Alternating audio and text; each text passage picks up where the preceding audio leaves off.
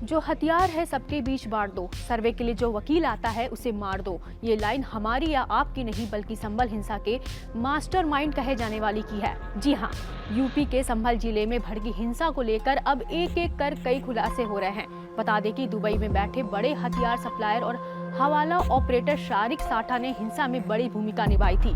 ये खुलासा संभल पुलिस के हाथों गिरफ्तार हुए गुलाम शाह ने किया है, जो शारिक साठा का करीबी है। गुलाम ने बताया कि संभल से 23 नवंबर 2024 को एक फोन कॉल दुबई में बैठे शारिक साठा को किया गया था। दावा किया जा रहा है कि शारिक साठा के कई गुर्गे संभल में मौजूद थे। साठा ने अपने गुर्गों को हथियार सप्लाई करने को कहा था और कहा था कि सर्वे किसी हालत में नहीं होना चाहिए, वकील को मार दो। बता दें कि शारिक साठा संभल का ही रहने वाला है। उस पर 50 से ज्यादा मामले दर्ज हैं। साठा दिल्ली से फर्जी पासपोर्ट बनवाकर दुबई फरार हो गया था। खुफिया एजेंसियों के मुताबिक शारिक साठा दाऊद इब्राहिम गैंग से जुड़ा हुआ है। आपको जानकर हैरानी होगी कि पूछताछ में खुलासा हुआ कि दुबई में बैठे मोस्ट वांटेड क्रिमिनल और डी गैंग के बदमाश शारिक साठा के गुर्गों ने ही पुलिस और भीड़ पर गोली चलाई थी।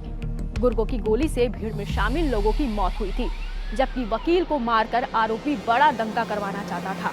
साथ ही में भीड़ में शामिल लोगों को मारकर पुलिस को बदनाम करने की साजिश थी, ताकि दंगा और भी ज्यादा भड़क जाए। आगे बढ़ने से पहले मैं आपको संभल हिंसा की कहानियों से रिकैप कराती हूँ। चलिए आपको बताती हूँ उस दिन आखिर क्या हुआ था। तो बात यह है कि संभल में स्थित जामा मस्जिद में हरिहर मंदिर का दावा पेश करने के बाद जब 19 नवंबर को एडवोकेट कमिश्नर के साथ साथ टीम मस्जिद में सर्वे करने के लिए पहुंची थी, करीब 1 घंटे के सर्वे के दौरान ही भीड़ जुटना शुरू हो गई थी। कुछ लोग मस्जिद के अंदर भी पहुंच गए थे।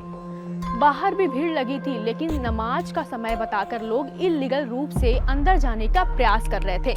ऐसे में रात का समय और भीड़ को देखकर सुरक्षा कारणों से भी सर्वे कार्य को स्थगित करना पड़ गया था।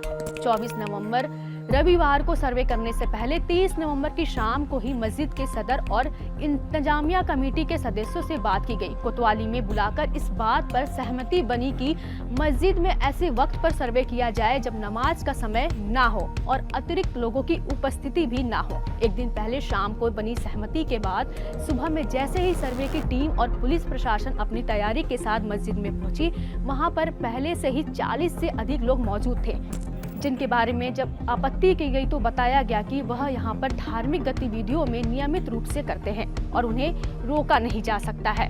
खास बात यह है कि यह 40 लोग मस्जिद में कब प्रवेश कर गए, इसकी भनक पुलिस और प्रशासन और इसके अलावा खुफिया तंत्रों को भी नहीं लगी।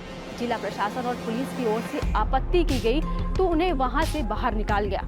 बावजूद इसके कुछ लोग अंदर रह गए थे। सर्वे का काम लगातार चल रहा था, लेकिन कुछ लोगों का दावा है कि जो लोग मस्जिद में अंदर घुसे थे, जैसे ही वह बाहर आए तो वह भीड़ में शामिल हो गए और इसके बाद भीड़ उत्तेजित होने लगी और फिर क्या हिंसा भड़क उठी, जिसमें 4 लोगों ने अपनी जान गंवा दी। इसके साथ ही 29 पुलिसकर्मी घायल हो गए थे। इस मामले में पुलिस ने फरहाना सहित 79 लोगों को गिरफ्तार किया था, लेकिन कोर्ट ने साक्ष्य होने के अभाव में 1 लाख रुपए के मुचलके पर फरहाना को रिहा कर दिया गया। चलिए अब आगे बताते हैं।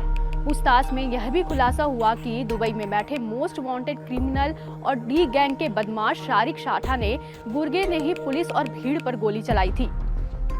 गुर्गों की गोली से भीड़ में शामिल लोगों की मौत हुई थी। वहीं वकील को मारकर आरोपी बड़ा दंगा करवाना चाहता था। साथ ही भीड़ में शामिल लोगों को मारकर पुलिस को बदनाम करने की साजिश भी, ताकि दंगा भड़क जाए। आरोपी गुलाम ने कबूल किया कि शारिक साठा ने सुप्रीम कोर्ट के वकील विष्णु शंकर जैन की हत्या की जिम्मेदारी उसे सौंपी थी। पुलिस ने खुलासा किया कि आरोपी गुलाम के खिलाफ कई थानों में 20 से अधिक संगीन मामले में केस दर्ज है। खैर, अब आगे देखने वाली बात यह होगी कि संभल हिंसा मामले में अभी और कितनों का कनेक्शन सामने आता है।